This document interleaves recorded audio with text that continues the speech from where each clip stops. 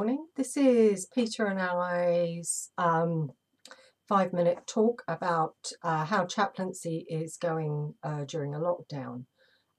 So I'm the first one to talk. Chaplaincy, as you know, has been pretty much the focus of my priesthood, and I caught a heart for it when I was working in the NHS and I saw how the chaplains there brought the peace of God to life-changing situations, not by overtly preaching the gospel, but by bringing that fragrance of life into the church. It makes a huge difference. And of course, we are in a somewhat chaotic situation at the moment worldwide, and I'm pretty much prevented at the moment from being present with those I serve. But by God being God, he has opened up new ways for me to bring something of his presence into situations. So the Hummingbird Support Centre, I used to go monthly just to build relationships and to talk and to share faith when specifically asked. That's very much a chaplaincy thing. You share faith when you're asked, but you don't preach you must be born again or stuff like that. You just are open to people being open to you. We had some really deep conversations, real God moments. During the lockdown, they asked me to prepare fortnightly talks for Facebook. And what Michelle, the founder, said is faith is important to people at this time. And of course, this has enabled me to be much more open about what God might be doing, about the Bible and its relevance. And it's given me much more of a voice, strangely. And alongside Emmanuel's online stuff, these videos have reached rather more than my presence physically would have done. They are often viewed in excess of 100 times, and they've been shared a few times as well. And these are much more overtly Christian than I have been in place, as it were, there. But in Wyndham Hall, it's very much a different scenario, as they're not set up for online ministry, though family members can visit via FaceTime. They've bought an iPad for that. And we've been trying to set up that with some of the residents, but it's not become possible. Life is busy there and it just hasn't happened yet.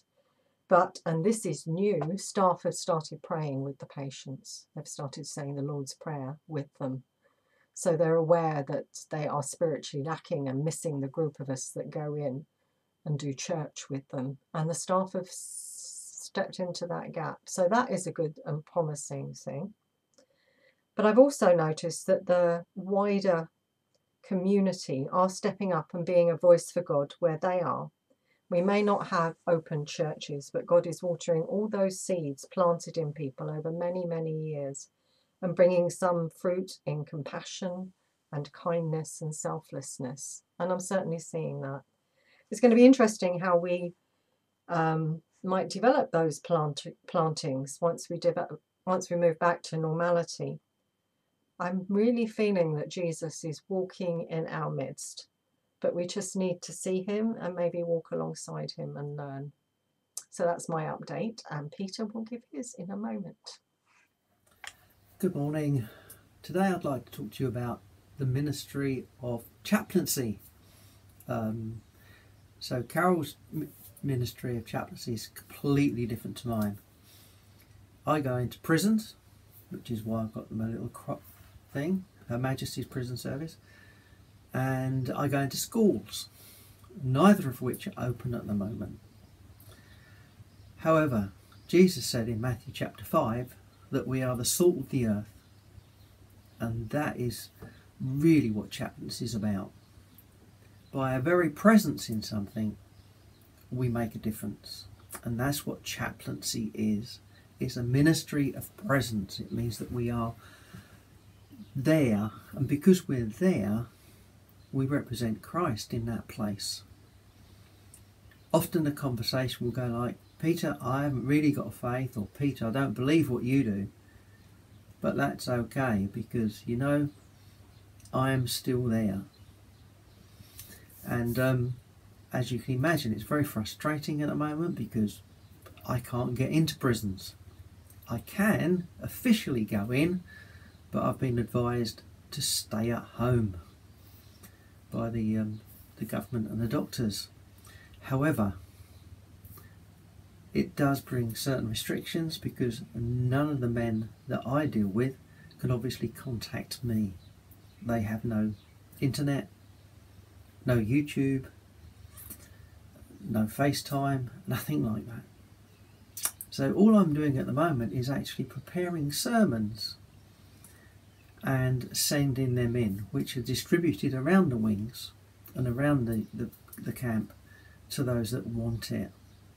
And obviously with a few questions like we distribute around the church as well, just to get people thinking about what's going on. But one thing we can all do, and I really do value for, if you could pray. You know, believe it or not, prisons are the front line, and if this COVID gets into one of those, it'll run through it like a dose of salts. It really will. So I'm asking you at this particular time, whilst we can't get in there physically, please remember them spiritually and pray for the schools and the teachers who are still there, and the prison staff who are working tirelessly to keep the system going.